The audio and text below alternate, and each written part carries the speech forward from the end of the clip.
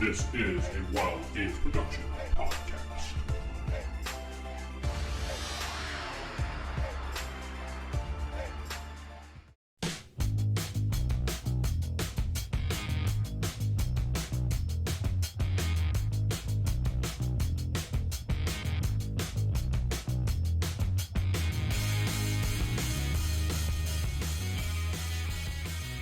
We're live with the Classic FASERIP podcast. I'm Vince. I'm sitting here on YouTube with the Classic FASERIP podcast, and I have special guests from the community. Keith, I'm not going to give out your last name, but unless you want to, that's up to you. I don't normally do that.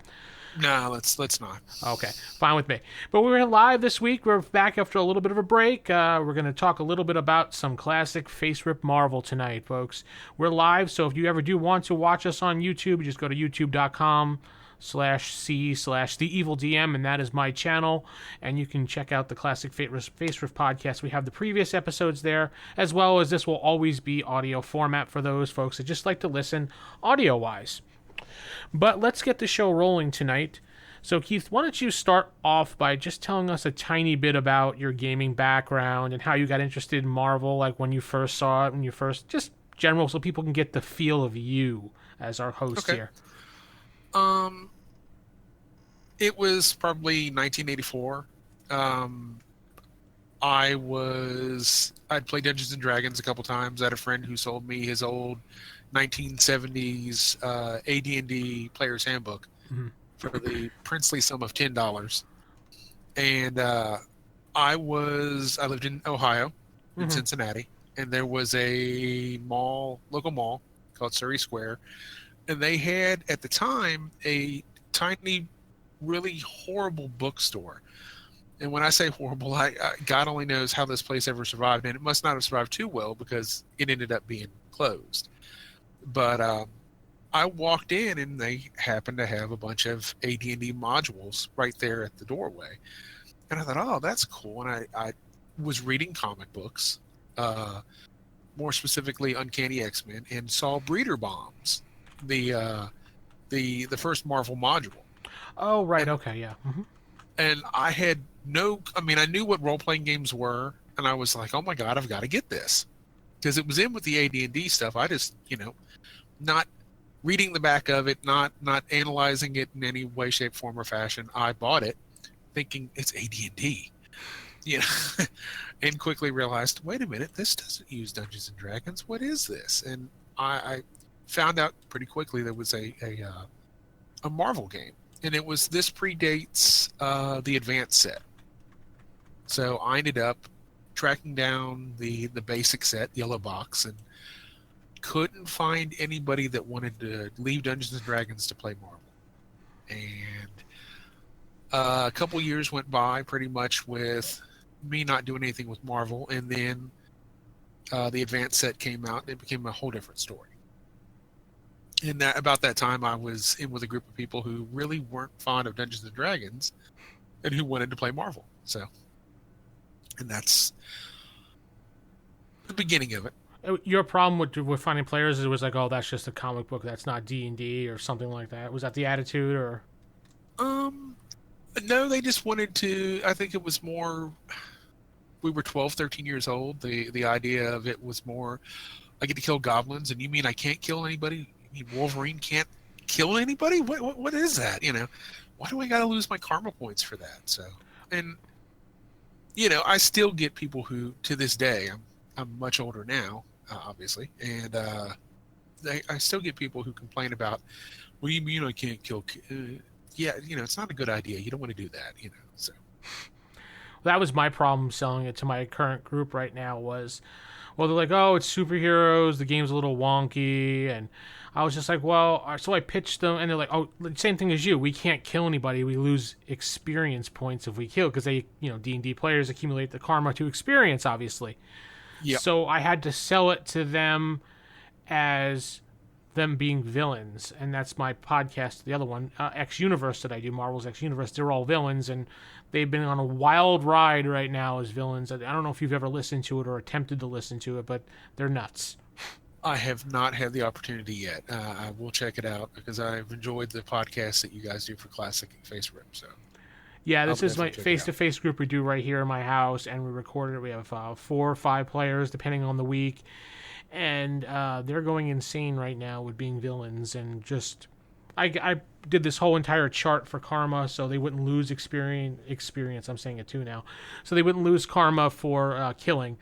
But I don't condone the killing. So if they do happen to kill, Yeah. I limit the number of karma. So, for example, if they kill a bunch of people on a mass killing spree, they're only going to get a certain amount of karma points for it. So they can't go around just haha kill, haha kill, haha kill. So I say, so for example, I have it like if they kill 5 innocent people accidentally or on purpose, that's where it caps.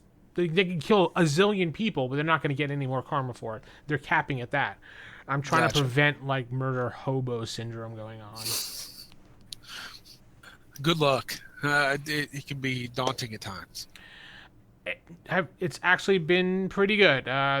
Well, not recently, but they were doing pretty well for a while. They weren't killing many people. They went through many episodes of only just fighting heroes, and getting through that. But yeah.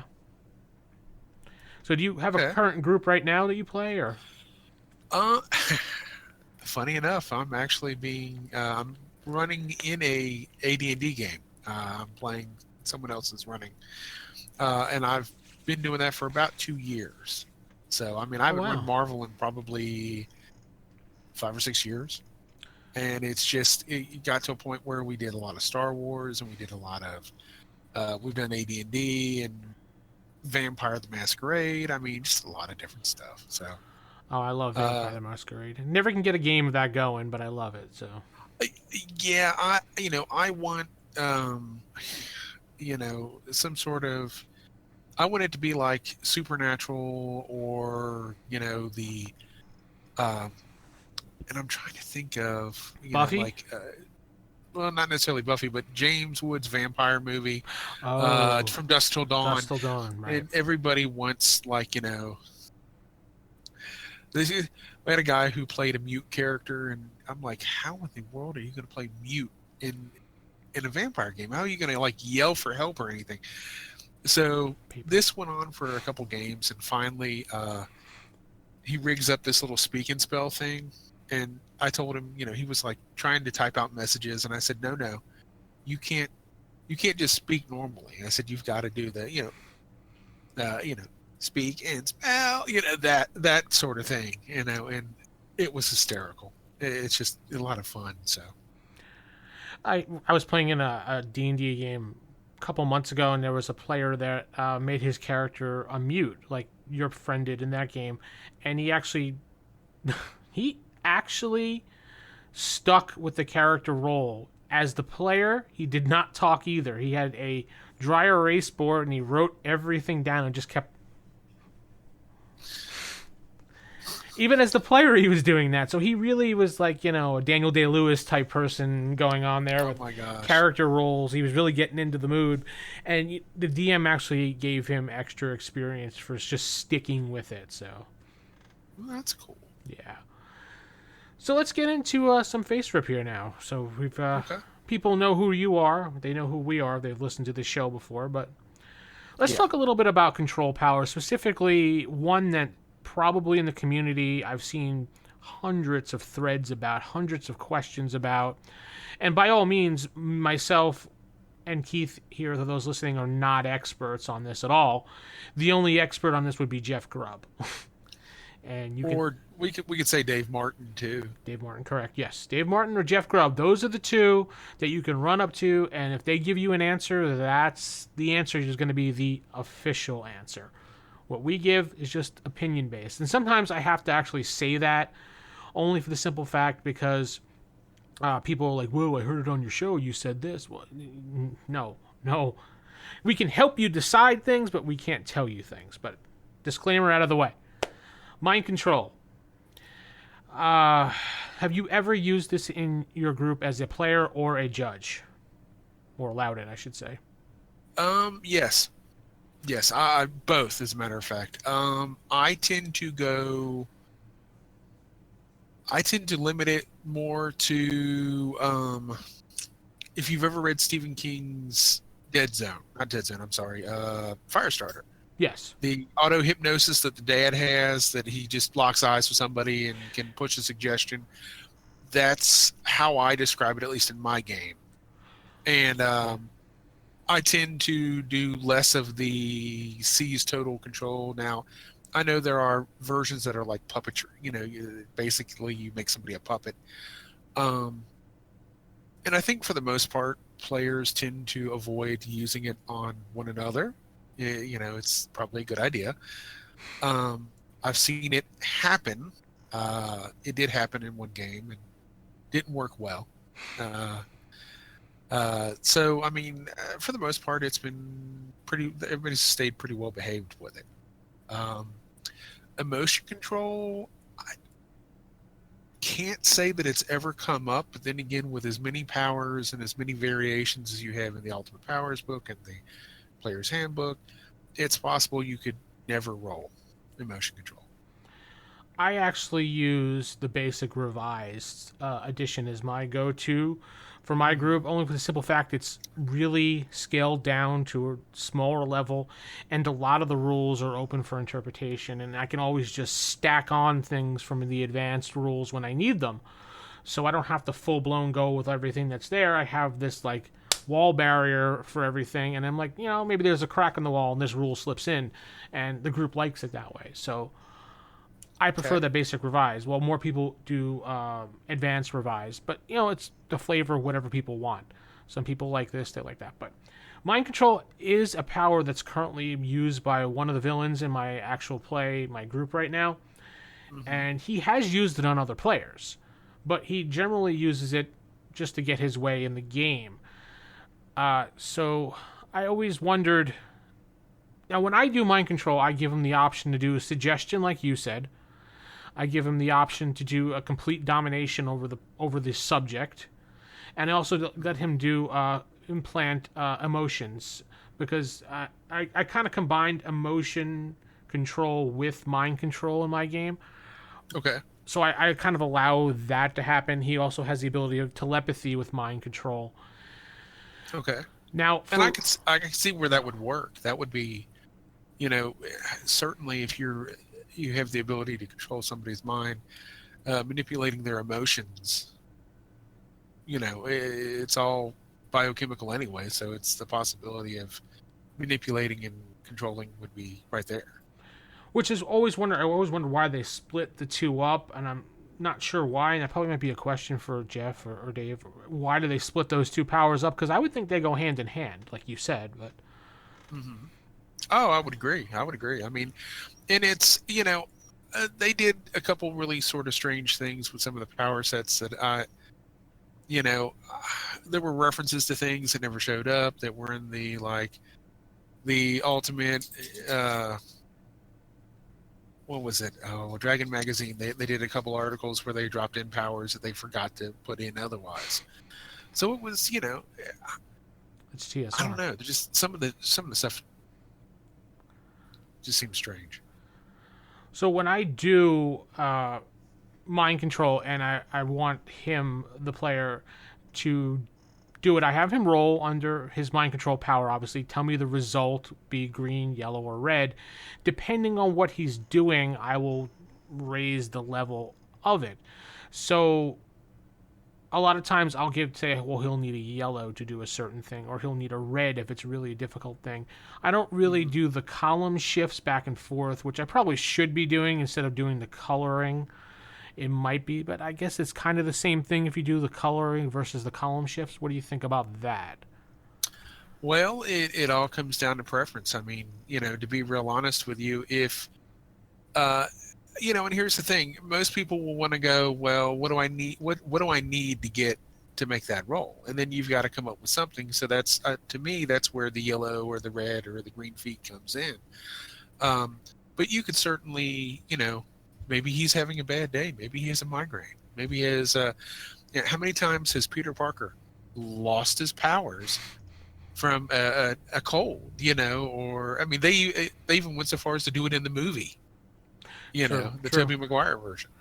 Oh yeah, I forgot about that one. So I mean, it's anything could happen, and I mean, as long as you're being consistent with it, I don't think players should complain too terribly much. Of course, they're players; they're going to complain about everything. So I don't think he hasn't had any real complaints about it because I've been pretty fair about it, and I'll be like, we do it logically, we approach it that way.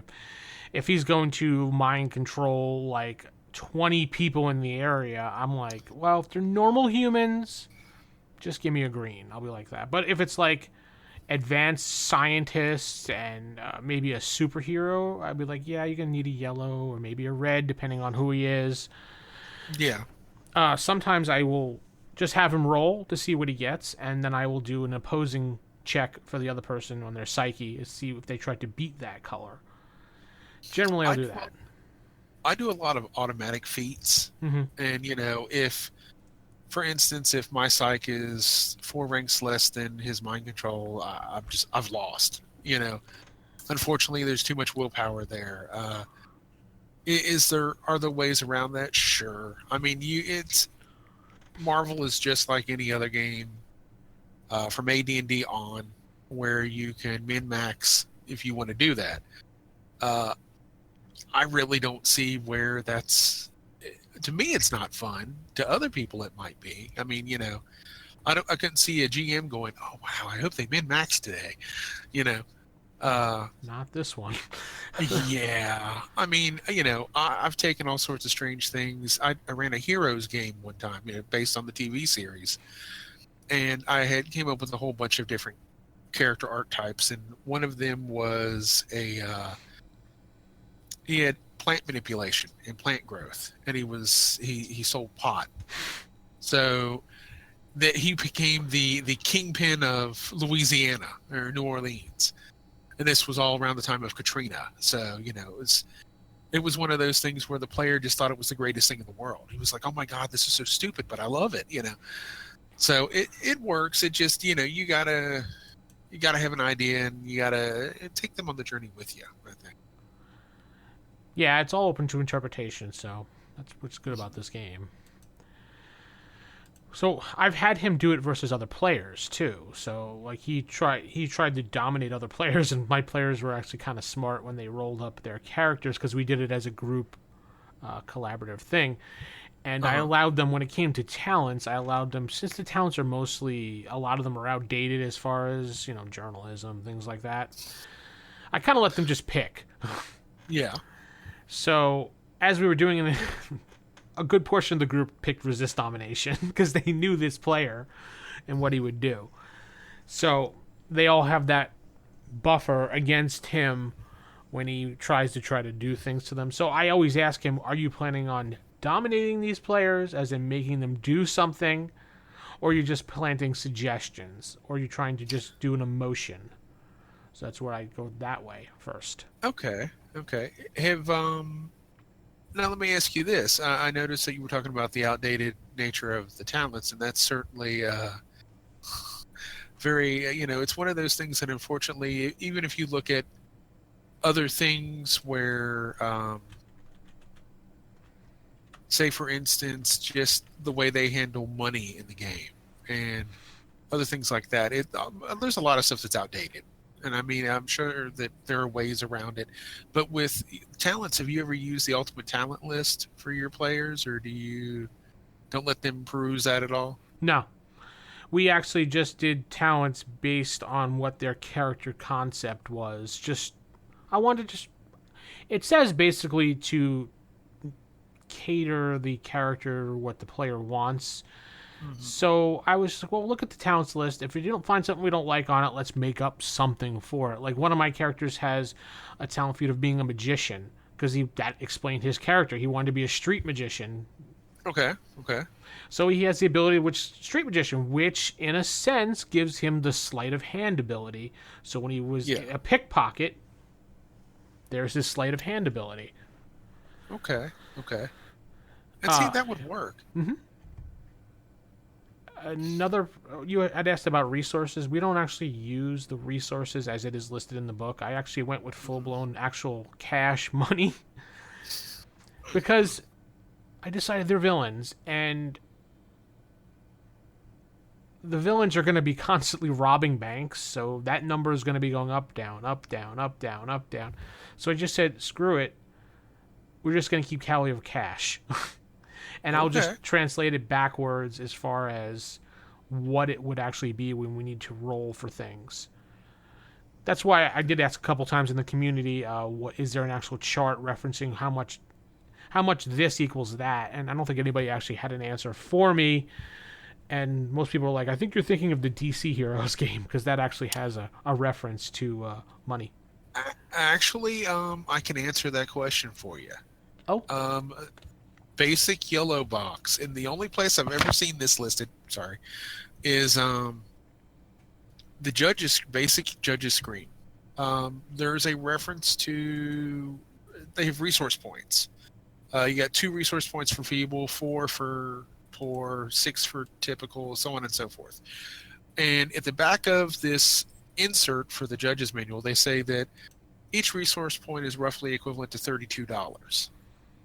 And I'm like, oh my God, that's the only place I've ever seen that reference.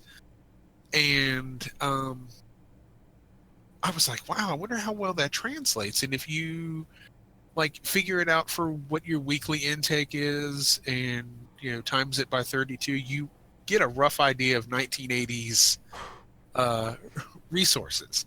Yeah. So that's sort of how that worked out. But I mean, that's the only place I've ever seen it. That's weird. I didn't even think to look in that box set. I have the box set. It's on my shelf. I just never bothered to look through that because I was like, why? It's the revised. It should have everything.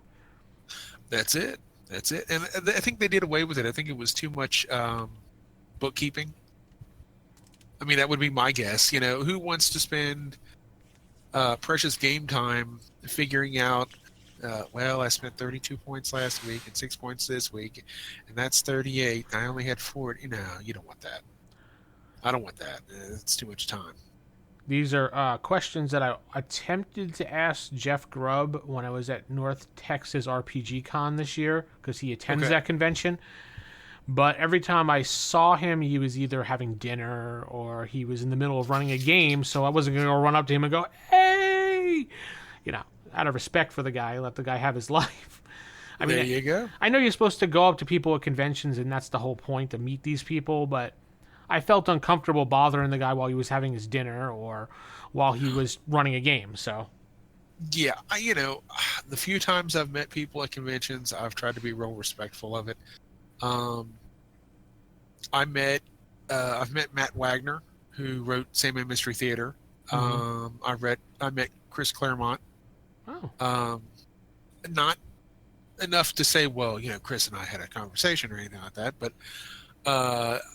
I've met him a couple times. I had stuff signed by him. Fabian Nasia and Mark Bagley. I met Mark Bagley a couple times, actually. They're all really super, super nice people.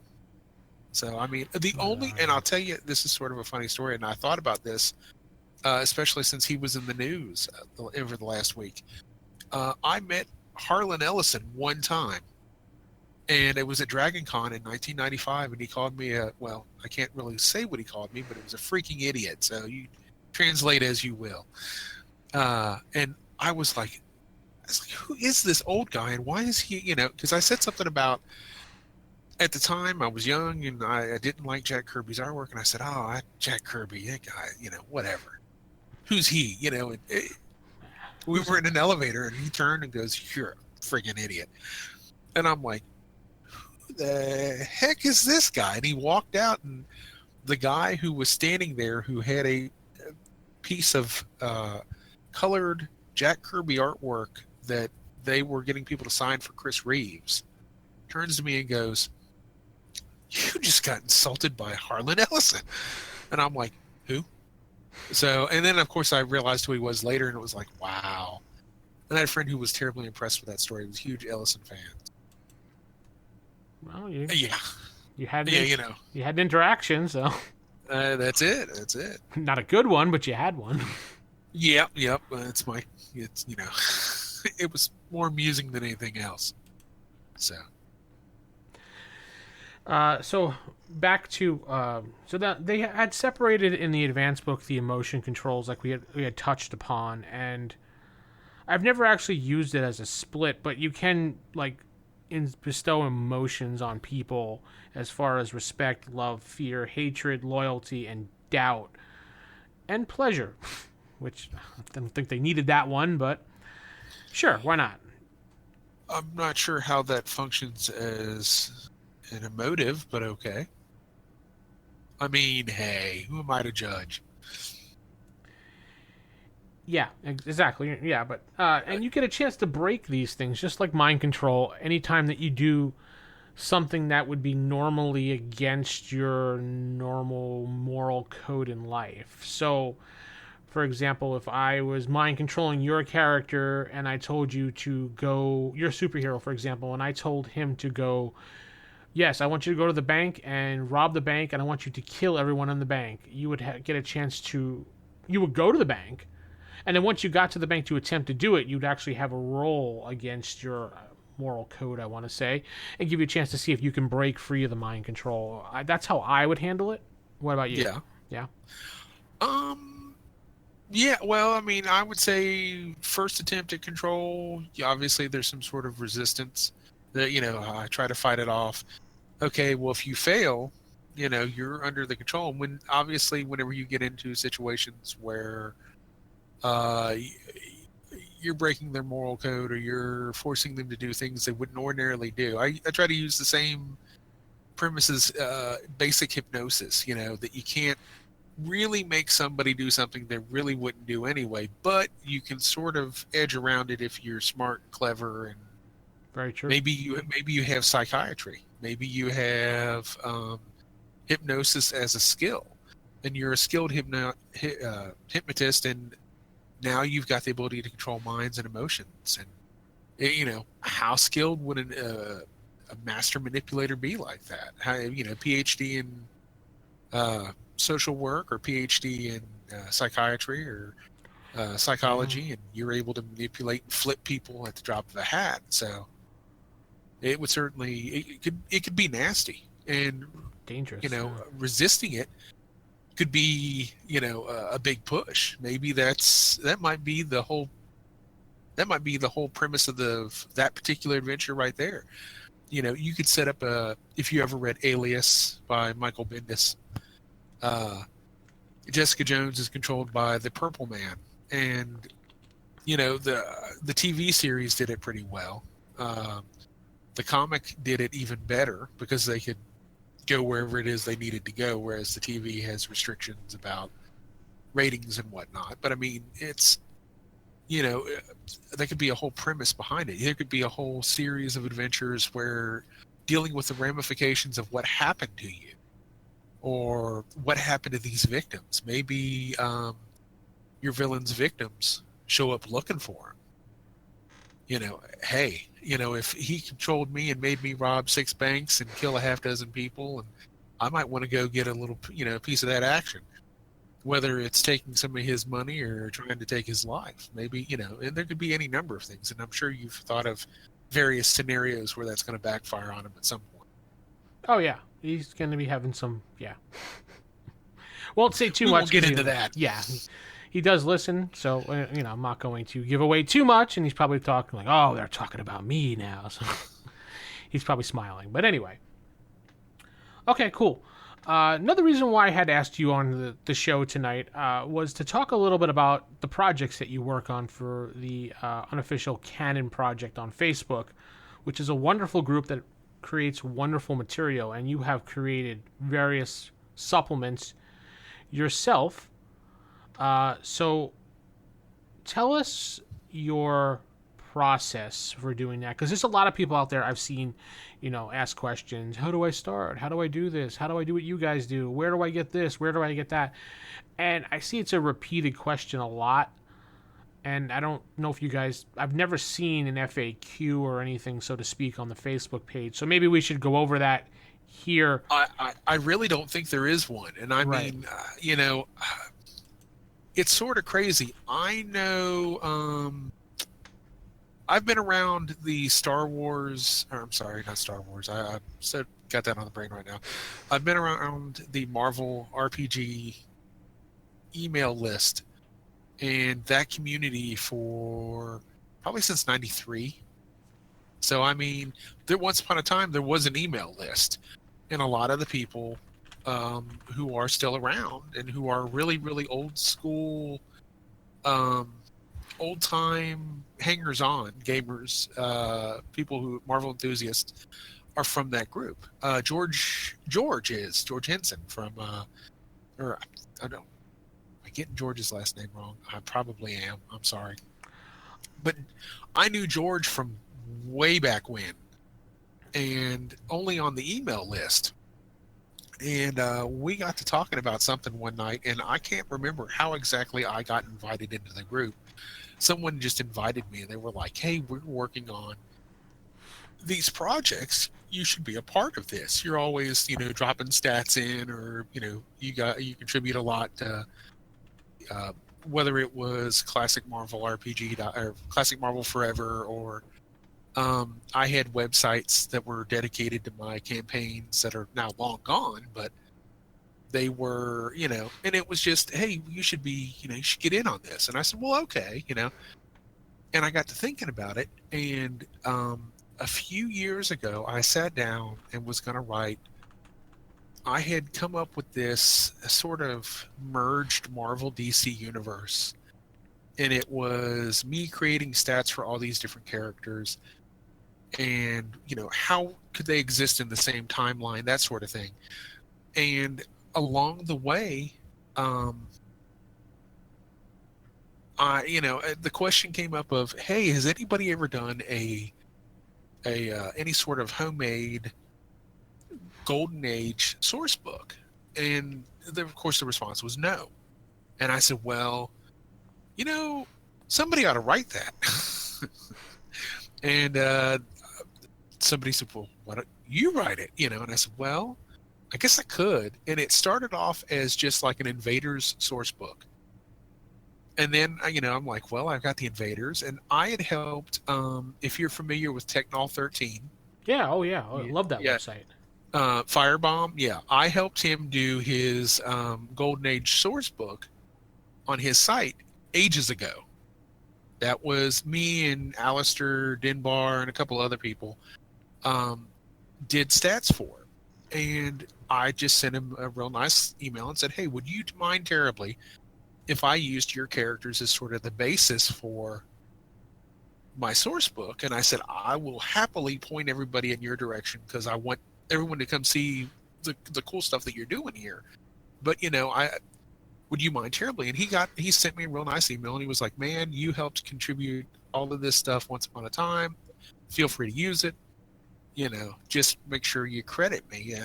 And I said, well, dude, that won't be any problem. And so it started off as, like I said, a sort of an Invader source book. And then I got to like, what do you mean no one's done stats for the Howling Commandos? What do you mean no one has done stats for the Leathernecks? What do you mean? And it just became this snowball effect.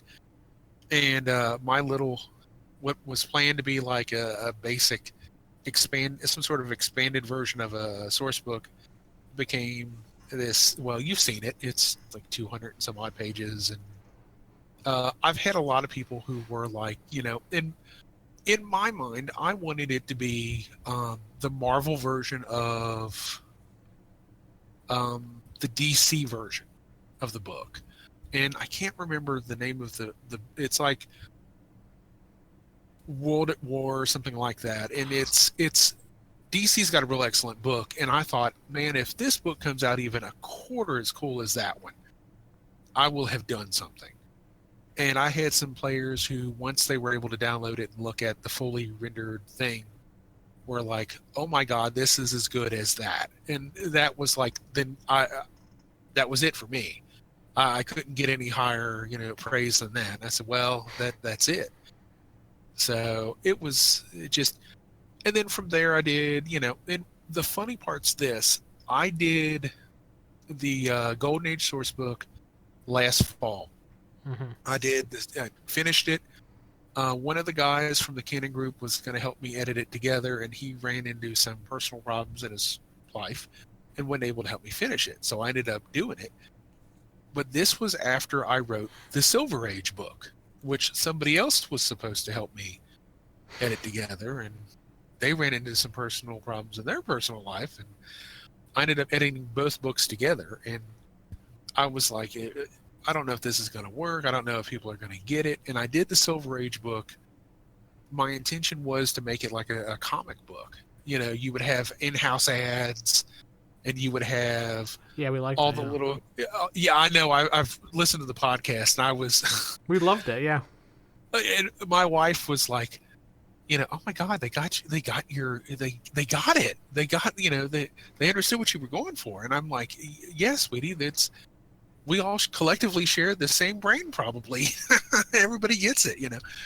So, and it was one of those things where I tried to make it as user friendly as possible with as much information. And will you ever need stats for, I don't know, the Dragon Men of Mars or whoever? Maybe not, but you know, Never know. if you want to use them, there you go. So, as to how it all got started or how I sat down and figured out what I was going to do, it's as simple as making a list. And I mean, in really the simplest terms, I just sort of figured out what I wanted to put in it, which characters, with the Golden Age stuff. And there came a time when I was like, I don't know if I'm going to be able to finish this. I don't know if this is going to be 2 books or 3 books. There's just so much stuff here. And every time I was turning a page, it was like, God, there's another great character. I gotta stat this guy out. Just, you know, and my biggest issue with the Golden Age stuff was it's so racially stereotyped. Oh my God, it's horrible. And I'm like, how in the world am I going to make this palatable to anybody?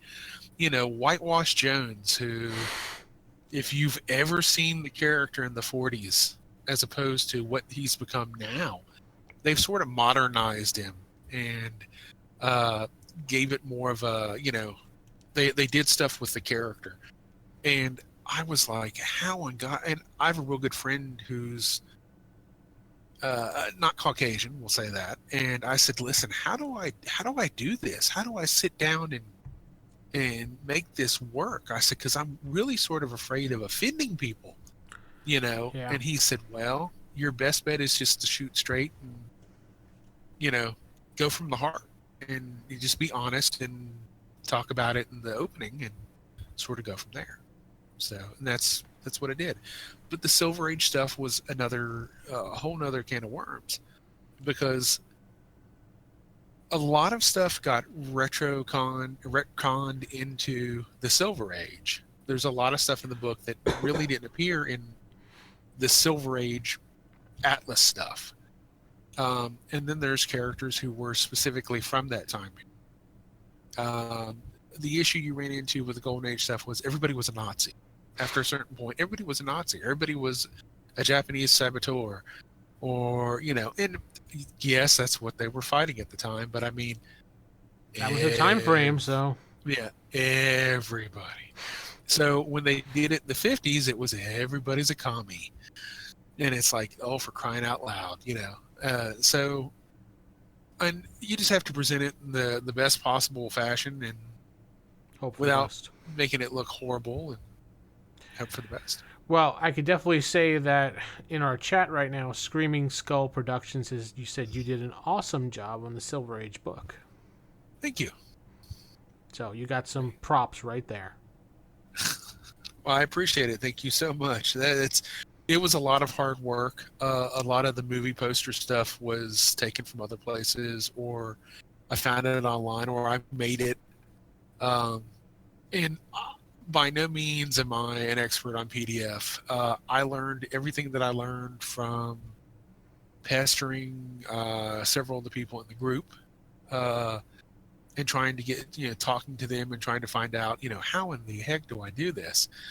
And a lot of it is just pure happenstance that it turned out as well as it did.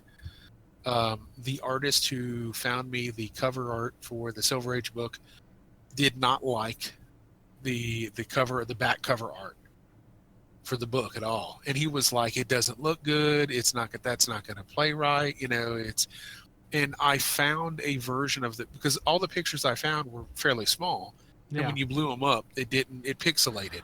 Oh, okay, And okay. I finally found a picture that was the correct size by just pure happenstance. As a matter of fact, I'd given up on looking. I was still trying to figure out everything I was going to do with it, and I thought I found it. It was like, this is perfect. This is exactly what I want. And he ended up, I guess everybody liked it. So I've got a lot of compliments on it. And I was tickled pink that you guys reviewed it as, and that was another case where George was like, "Hey, do you know that they're going to talk about it in an upcoming podcast?" And I was like, "What podcast? What are you talking about?" Being on the fringes of all that, so that's how I found out about y'all. So, but yeah, we kind of just came out of nowhere with this podcast, so.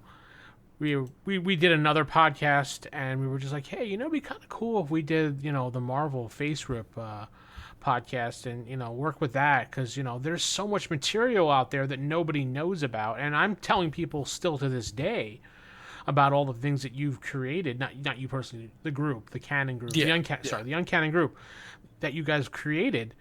And people are like, wait, there's new material? I said, well, yeah, it's not official, but it's just almost as if TSR was still producing material to this day for the Marvel game. They're like, no. I'm like, yeah. And I gave them the link to a bunch of things. And they're like, wow, this almost looks just like as if TSR was doing it. I said, yeah, these guys have actually taken the time to emulate and copy what TSR was doing and just picked up the baton, the torch, whatever you want to say, and just ran with it. And who actually started this whole Canon thing exactly? I think it was a combination of a couple of different people, and you would have to ask them. I came into it, and there was probably 100 people in the group at the time, so I have no idea who was like I think George and Steve, and I don't want to give anybody's last name out because if you're in the group, you know who they are. Right.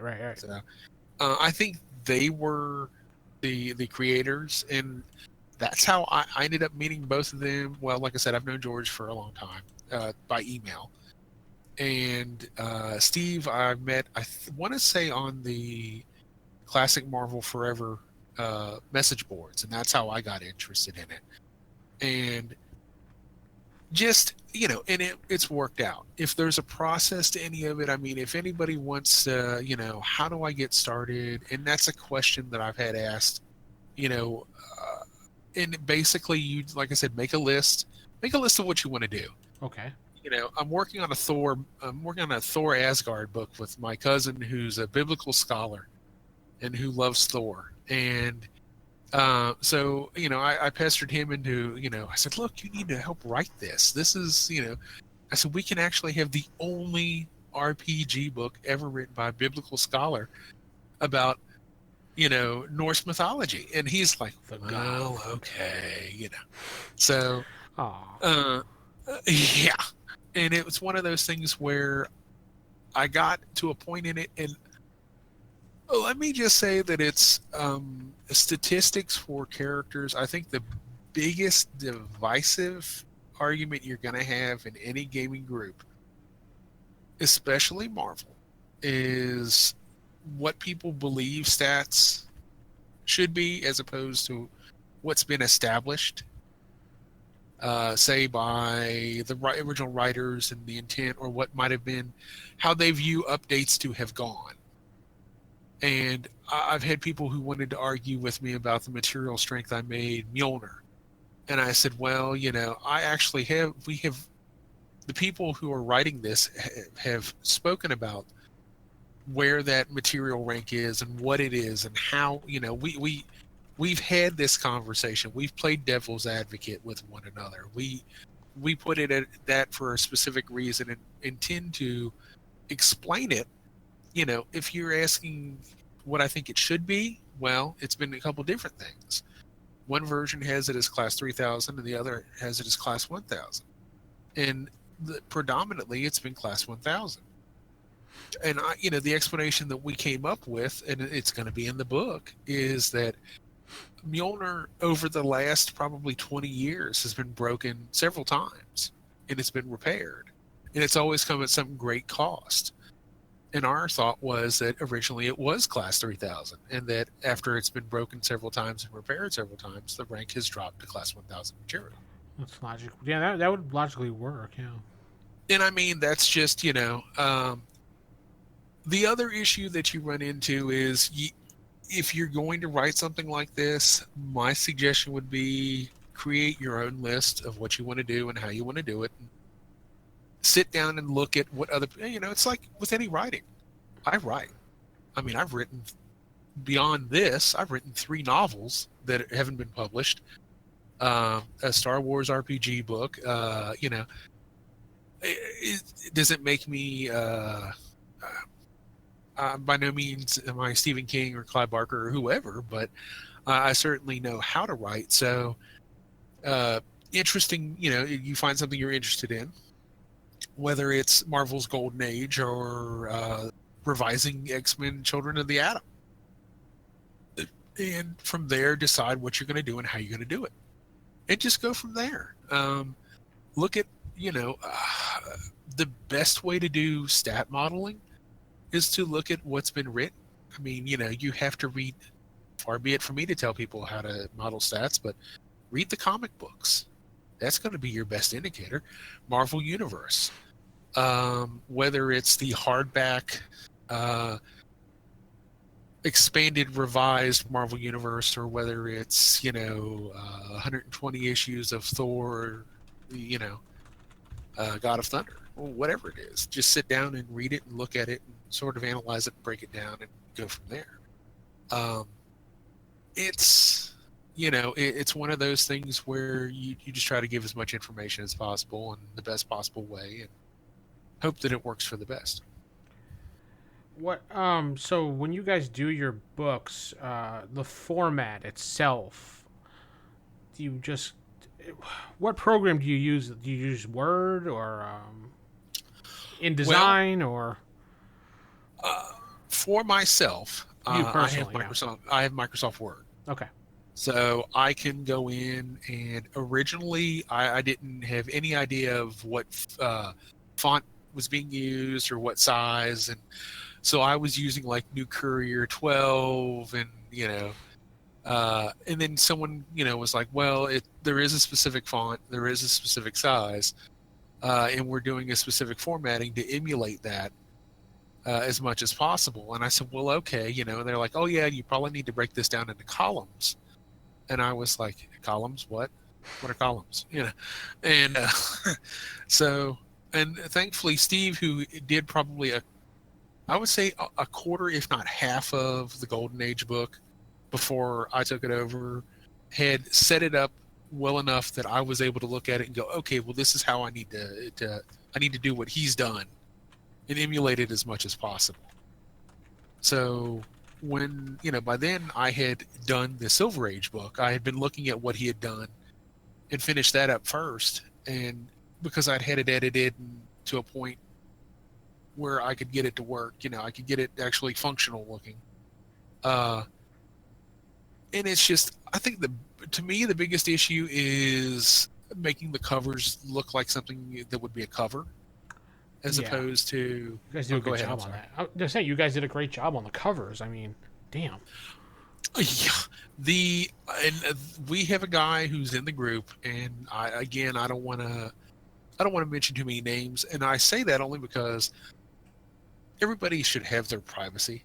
You know what I mean? And my suggestion would be, if you want pointers on like how to do cover artwork and stuff like that, those are the people you need on the show. Those guys can tell somebody, because he sat and explained it to me, and he's just like, look, the best way you can do it is, I can set it up for you like this, and I could find the clip art for you, and it worked great. And God only knows what it would have been had I not had the contributions of the people who helped me get it to where these two books are. Because I was just like, oh my God, this is going to be, I had visions of 1990s AD&D modules, like, this is horrible looking, my God, what did I do? I'm going to burn this out in the backyard and pray that no one downloads it off the internet, that sort of thing. And it turned out so much better and just so good. And I was just so proud of it. I'm glad that it's been well received. I'm just so happy that it has been. So. Well, yeah, we have to get some more people on here to talk about the process, because then a lot of people have lots of questions on it. And in our chat, I'm seeing that Screaming Skull is saying he uses CorelDRAW X8 and Corel Photoshop and Paint Pro 2018 for all his projects. See, and yeah, that's like I said, that's beyond me. I'm like, when all of my stuff is click and drop into Microsoft Word, and I'm surprised it comes out looking half as good as it does. With the Asgard stuff, I've tried to find a lot of Kirby clip art for the characters, Right. and because let's be honest, Jack Kirby put it on the map. When you can say, and I love explaining to people, I don't get a lot of opportunity to talk about comic books because I'm that guy that's I won't say I know everything about comic books. Who knows everything, right? But I as a kid, that's how I learned to read. And I was 4 years old and running around with Marvel Comics, learning to read from my uncles and older brother. And that was one of those things where now you look back on it and people will go, well, people, especially laymen, who have no idea, they go and see these movies and they're like, well, okay, who's that old guy? And it's like, well, that's Stan Lee, he wrote all of these books. Well, and then you get to talking about like, well, Jack Kirby or Steve Ditko, who passed away, and like, just passed away. I saw the announcement this morning, in fact. Yeah, I think I saw it, if not this morning, yesterday, and I saw it. I was at playing a role-playing game last night and happened to check the internet and was like, oh my God, I can't believe he passed away. And I don't want this to sound callous, but at 90 years old, as old as these guys are getting, you expect that they're not always going to be around. But I guess because he had left the community, such as it was, and really wasn't doing anything comic book related, and hadn't for a long, long time, or at least didn't seem to be. I didn't know if he was even still alive at this point.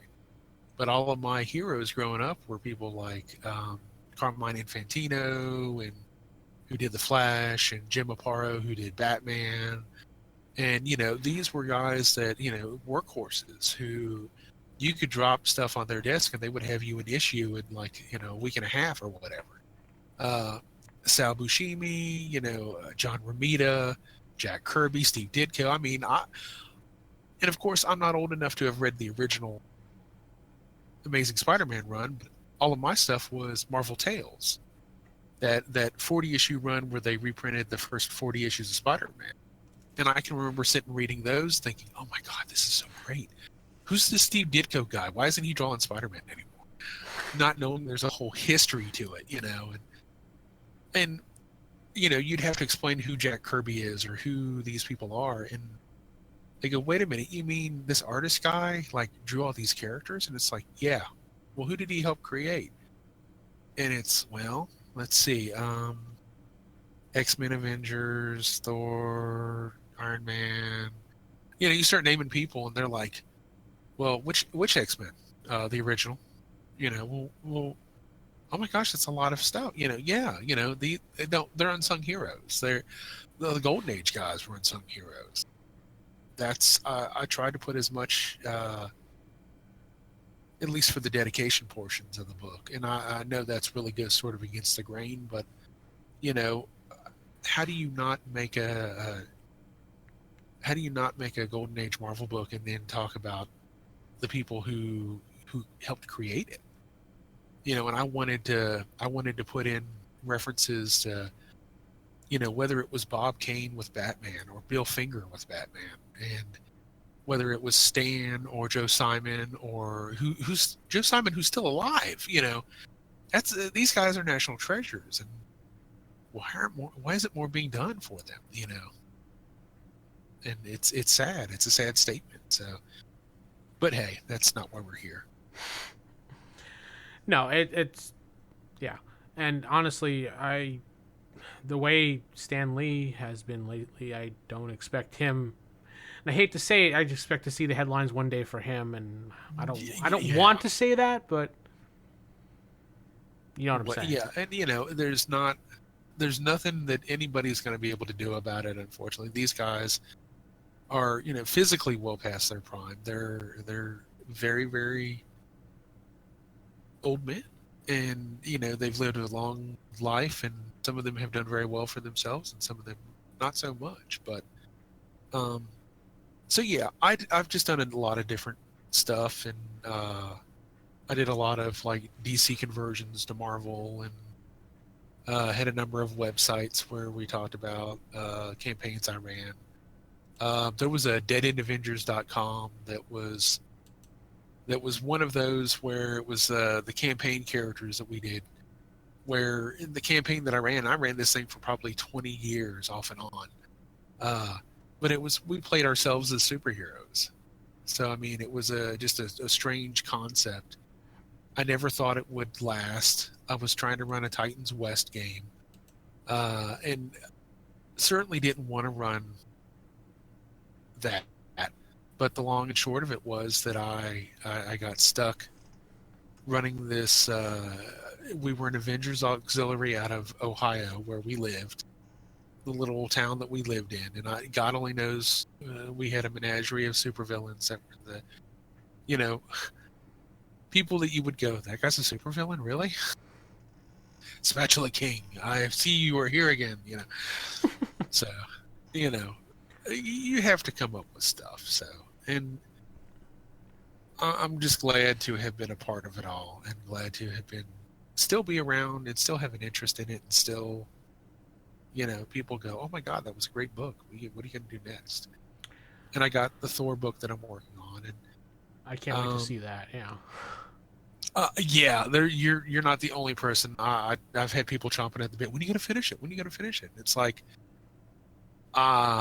just it's if it was easy, everyone would do it.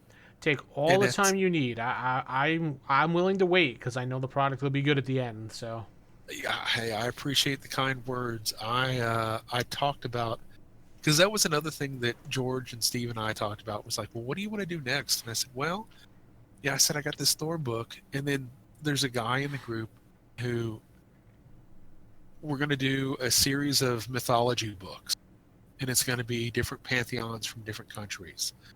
I originally did the Norse, Olympian, and Egyptian gods, and he was like, well, you ought to do the we talked about doing like the Japanese gods as well. And then it became this, hey, we should do a series of books. And I'm like, well, if you want to co-author these things, I'll be happy to do it. I said, I don't know how much free time I've got. I've got a 4-year-old grandson who keeps showing up wanting to play Indiana Jones Lego with me. And, he doesn't understand why we're not doing that this very instant. So he lives next door. He's like, Papa, we play video games? And I'm like, no, buddy, I got a podcast I got to do. Papa wants a podcast. And I was like, I'll explain it to you later. So he's, I'm sure, waiting out there somewhere, lurking, waiting to play. Oh, hey, he's hysterical. He really is. He likes superheroes, but all the stuff he likes is geared towards 4-year-olds. Wow. So now my granddaughter, who's a year older, is like, Papa, I like that Ant-Man Wasp movie because that girl is crazy like me. And I'm like, oh, okay, yeah, that's just what Papa wants to hear right now. So, yeah. Haven't seen it yet. I'm gonna go ahead. I'm sorry. Yeah, I haven't seen it yet. I look forward to seeing that movie. But yeah. Oh, I won't spoil anything for anybody. It's enjoyable. If you like the first one, chances are you'll like this one. That's another thing that I would like to see more women contribute to this stuff. And I don't mean that in just, just as players, but I would like to see stuff written from the female perspective. Maybe we need, and all of the people writing stuff right now are guys. And I would love to see something written by somebody who, wasn't testosterone driven. Something different. I don't know why they don't, because there are quite a bit of women that read comics, that cosplay, that live and breathe comics just like you and I do. So maybe it's they don't realize the game is there. I mean, maybe they're focused on newer games instead. I mean, I know DC has their newer game, and Marvel had Marvel Heroic for a while, which Yeah. is long gone now. But You maybe know, and maybe it's. I read an article where it was about female gamers, and they were talking about they're tired of being challenged by. They'll show up and it's, oh well, you're not as knowledgeable as I am because oh you're a girl, and gosh, oh my god, that nonsense. And I'm like, look, I don't talk about comic books to normal people because a lot of times it's a one-sided conversation. You know what I mean? And I'm sure you know what I'm talking about. If you talk about it to somebody who has no idea what you're talking about, you end up talking for 45 minutes about whatever, and they're just sitting there doing this number. oh yeah, great. Yeah, okay, I get it. Yeah, oh yeah, okay. and that's why, like, if I run into people who are comic book fans or who are role play enthusiasts, I can, and I'll sit and talk to them, and they're like, wow, I can't believe you're into this stuff. And it's like, yeah, I met a couple live action role players who do the Society for Creative Acronyms. Oh yeah, I love that. And they were like, well, you like D&D, you should get out and do this Society for. And I said, I don't want to dress up. Look, I'm overweight as it is. I live in Georgia. This is not a good combination, okay? You really don't want me prancing around in some tight-fitting outfit sweating on you. So that's just, yeah, you're laughing about it, but you know exactly what I'm talking about. Yeah, that's the last thing. I mean, Texas, I know that's got to be hot. I've been to Orlando, the most humid place on earth, But Texas is not humid, so that's the difference. We're just hot as heck. Yeah. I mean, in the summer here, it's 105 in the shade. And that's if you're lucky, And you better have central heating air. You better hide inside. You better have an inside job if you survive for very long. Otherwise, it becomes a whole different ballpark. So, but no, like I said, I just would like to see more stuff done from the female perspective, or maybe even somebody ought to write a module. Somebody's got to. I don't know many women that actually, except for one, that play FASERIP, and that was a girl that was in my group last year before she went away to a different college. We were playing 5th edition Dungeons and Dragons, and I'm like, well, let's switch it up for a little bit of a break. And she was like, yeah, okay. And I was like, what about a superhero game? And she's like, oh, I love, I read comics all the time, blah, blah, blah. I'm like, great. Marvel. And she's like, I never heard of this game. I'm like, well, that's because you're 22. That's probably why you've never heard of this game. It was canceled before you were born. Yeah.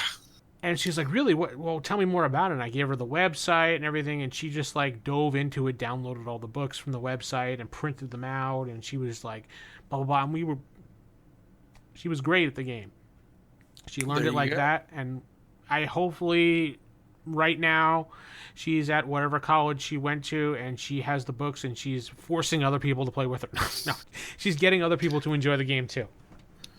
We could say forcing. It's okay. She's probably utilizing mind control. Oh gosh, yeah. So to wrap all this up, as we're getting onto the hour mark here, without starting wars, here's a question for you to think about here, and maybe tell us what your opinion is. Okay.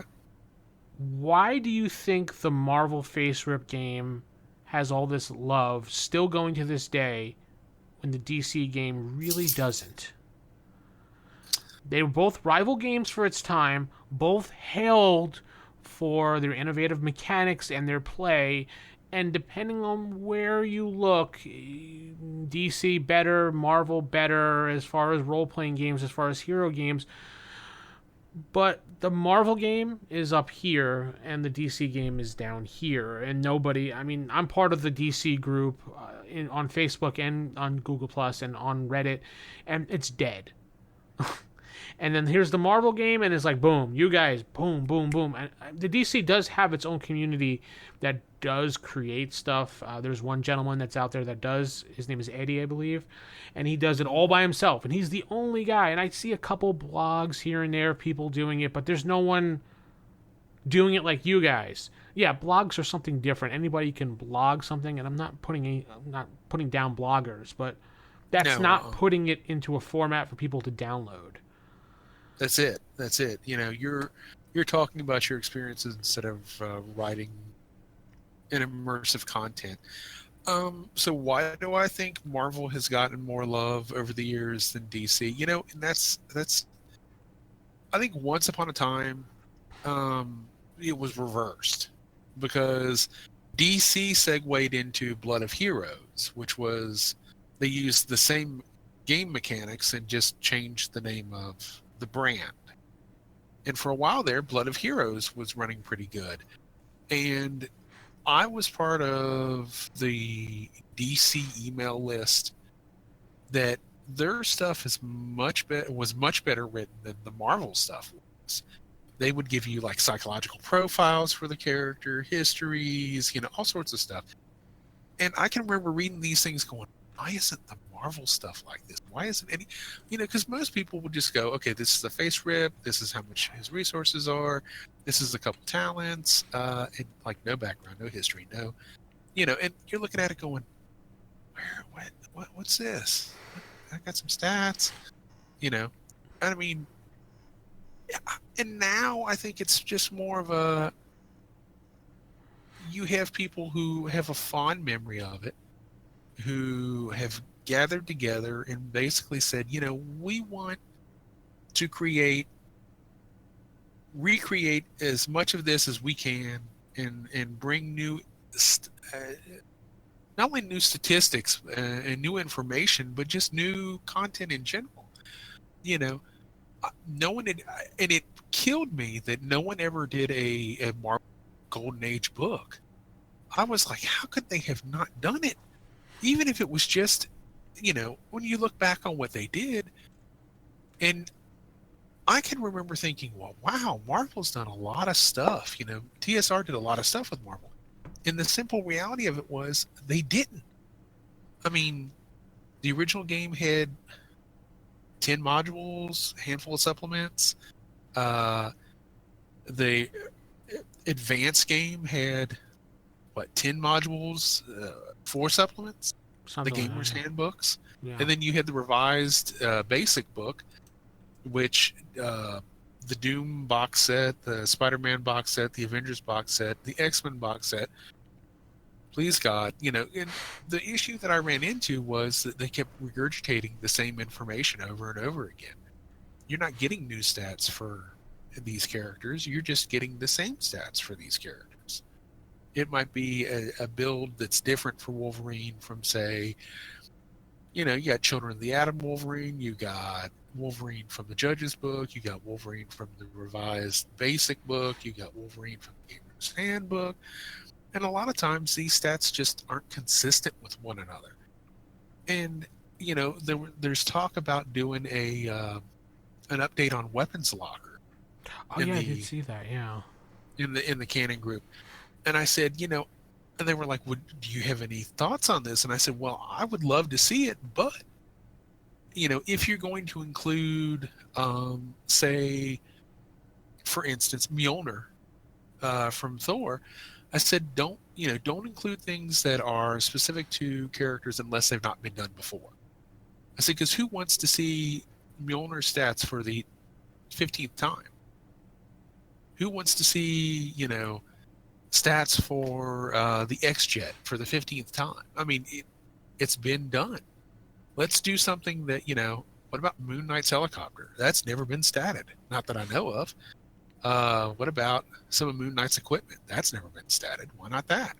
So, and that was my thing on it. And I think that in the long run, you could do anything with Marvel. You could probably do anything with DC to a great, but DC seems like it's more geared towards cosmic characters and more of a cosmic level game.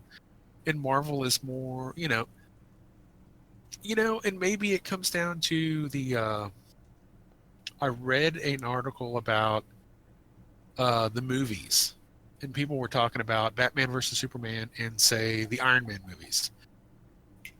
And they were talking about how the DC movies are so dark and foreboding, and Marvel movies are light and fun, and are there stakes? Sure, there's stakes. Is there, could it be possible that some of these characters could die? Absolutely. But the question came down to, which universe would you rather live in? Batman versus Superman or Iron Man? And people were like, overwhelmingly, oh, Iron Man, because Iron Man looks like he's having fun. Tony Stark is cracking wise and smiling and having a good time, romancing women and whatever else, and Batman just looks like he's angry. Well, that's Batman. Do you really want to? Yeah, but it's Batman. People complained about Ben Affleck playing Batman, and I thought he did a decent job. I mean, I think he did fine too. Yeah. Yeah. I mean, it's the modern day Batman. What were you expecting?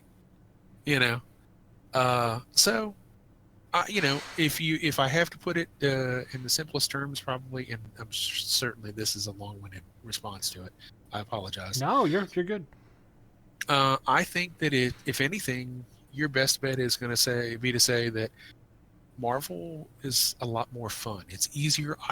You can roll up a character and be playing a game in less than 10 minutes. And I don't remember DC being anywhere near that quick. Every time I looked at DC, and I own every version of the game except for City of Blood or Blood of Heroes or whatever it was called. And every time I looked at it, I was like, I need to know geometry. There you go. I've got that. I've got the original, before they cut all the stats in half, and the blue box set. Yeah, I know which one you're talking about. With the Perez artwork. I never got that. All I got was Blood of Heroes. So you know what I'm talking about. Yeah, Blood of Heroes, and then I wound up getting this DC3 book. Uh-huh. I have the Batman role-playing game also, which is more of a street-level game. Yep. You remember when that came out in '89 because they tried to capitalize on the whole Tim Batman. Burton. Yeah, Tim Burton's Batman. And that's, like I said, I just think it comes down to it's an easy game. The players that I've had, I've done DC campaigns in Marvel. I find it easier to do it that way. People understand FASERIP. You start giving them numbers, and it's like, do I have to go? Is this geometry? Did I miss something? Is there a test later? I don't know how to figure out pi. I don't want to do that. So I don't know. If anything, to me, it's more fun. I had more fun playing Marvel than the few times I tried to play DC. And everybody that I've ever run it for has universally liked it. I had people who were like, I would never play a superhero game. You're never going to convince me. And we got 3 games into a campaign, and the one guy who was telling me, you're never going to convince me, was like, so how long are you planning on running this? I said, well, why do you ask? And he goes, well, me and my wife were up till like 3 o'clock in the morning last night trying to figure out what we're going to do with our characters. And it hadn't been like that in years. And now he occasionally runs it for his kids on game night. So, if anything, and he keeps like, you got to come visit. You could run Marvel for us. And I'm like, I think we're well past our prime, Todd. Don't do that to me. So, but it's fun. And at the end of the day, I think if anything, you can do anything with it. Yeah, I've actually run a G.I. Joe campaign. Using FASERIP. Oh yeah, and it blew it when I went looking for stats for like the Howling Commandos, and I'm like, how is it that Marvel never did stats for the Howling Commando? They did Nick Fury, they did some of the Shield, they did a bunch of the Shield agents, but they never did the Howling Commandos. And the closest you get is all this in World War II, the module where they have Nick Fury and Dum Dum Dugan's World War II stats, and then they have typical Howling Commando stats that are like 50 health, 30 karma, and I'm like, really? Everybody's got good strength, huh? Okay, if you say so. So And I like I said, I just try to give them a little bit of, if you're going to stat these guys out, try to make it as real as you can and just have fun with it. I had people who I statted Sergeant Rock and Easy Company when I Oh, was wow. doing my merged universe thing. There's a guy from Easy Company, and they never give him a last name, and he gets killed off, but his name was Nick. And my thought was, Nick is Nick Fury, gone off. Rock used to be his CO, and now you've got the Howling Commandos, and you got Easy Company, and I'm like, this works. You could make this work in a shared universe. So, and you can do anything with it. I mean, I've known people who've run Star Wars in Marvel. I ran a 1940s game long before I ever wrote a supplement for it in Marvel. I've run like a Batman Gotham by Gaslight, 1800s, Marvel game. I've done Legion of Superheroes. Now, to me, Legion would work better with it. This is just strictly an opinion. The D6 Star Wars West End Games. I think you could do an easy Legion game. You would have to figure out some way to do powers, but the game mechanic lends itself to that very Actually, easily. WEG did have its own DC game too back in the day, if you Uh-huh. remember. DC Universe, which had those funky dice that had Superman, Batman, Wonder Woman, Darkseid symbols on it. Darkseid, excuse me, Yeah. Darkseid. It was part of the Master System, I believe. I never really got into it. I have it somewhere. I just never ever played it. Yeah, same here. Same here. I bought it. Was like, oh wow, this is really, what the heck is this? Oh my god, I'd rather do geometry. It was part of that Yeah. whole when they made the Hercules Xena box sets out there. Not a lot of people remember, but West End Games did Ghostbusters. Yeah, I have those too. That was fun. I like Ghostbusters. But see, there you go.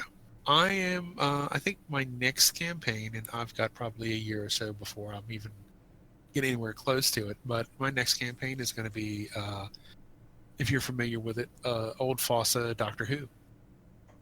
Oh yeah! Wow, yeah. Yeah. I know some people that still play that. I'm one of them. I mean, I ran a campaign probably about 10 or so years ago, and the players who played in it loved it, and were like, "Oh wow, we got to do more of this." And we've done a lot of Marvel and done Star Wars and done a lot of different stuff. And it's like, I got a friend who's going to run a Star Wars like game in between the end of the AD&D game we're playing in, and when I do mine. And I said, well, I don't want to run something similar. I'm just going to run Doctor Who and just be completely different about it. So, but no, I mean, as long as you're having fun, and I think at the end of the day, that's probably what makes Marvel work a whole lot better. I mean, it's the house of ideas, and it's, I love them at the both. end of- So yeah, and I mean, don't get me wrong, I love DC. I learned to read from Batman and Superman comic books. My brother would, I would ask my brother questions like, well, how did Spider-Man get his power? How did the Incredible Hulk get his powers? And he knew it all. And I have, my grandfather bought me a copy of Origin of Marvel Comics. And years later, I bought a copy of Son of Origin of Marvel Comics, which, if you've ever read them, they came out in the 70s. They're probably 40 years old now, and people are probably largely unfamiliar with them. But I got Stan Lee to sign my Origin of Marvel Comics to my grandfather. So, and it was my way of sort of giving back to my grandfather, who made comic book reading special for me. that's nice. I like that. I said, Yeah. and I mean, that was he's in the dedication to the Golden Age book, and it's just one of those things where I try to make it as immersive and as fun as I can, and I hope that it all worked out. And I think, like I said, I think if anything, that's where Marvel's strength comes from. It's, you're in a universe, you can do anything you want.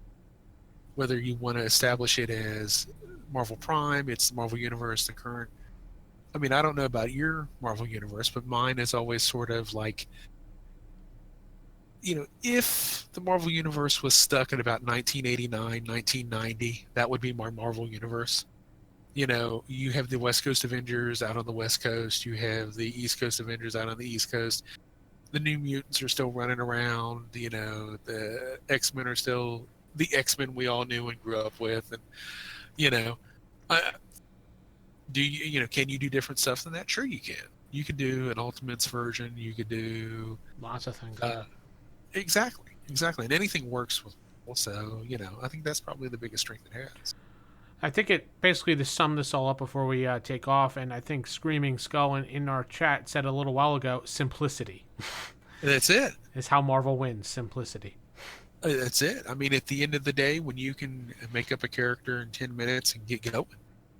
And I don't know about you, but a lot of players that I had were, they didn't want to spend 25 minutes coming up with some elaborate backstory, and we just filled it in as we went. You don't need to name all your contacts right now. It may be, you might know Commissioner Johnson, the local chief of police, or it might be the guy who owns the local laundromat, where you have, he lets you use the laundromat at night when no one else is around so you can wash your costume. So. That's funny. I like that. Alrighty. I thank you for joining me this week on this episode number 9 for our Classic FASERIP podcast. And you can go to the classicfaserip.com to download all the rest of our shows. Check us out on youtube.com/c/theevildm for the rest of the live shows that we've done in the past. We'll be back again for another show. Hopefully, Mr. Keith here can join us again if he's not too busy and he enjoyed himself and doesn't run away hiding. Yeah. No. If you want me back, Vincent, I will come back. I mean, I'll be happy to do it. So Absolutely. So with that said, head over, listen to those things. Check out my actual play if you're interested in Marvel actual play. Marvel's X Universe. You can find it on any platform, or you can go to rollhighordie.com to listen to directly on the website, along with the other fine podcasts we do on there. So we're going to say good night, everybody. Good night.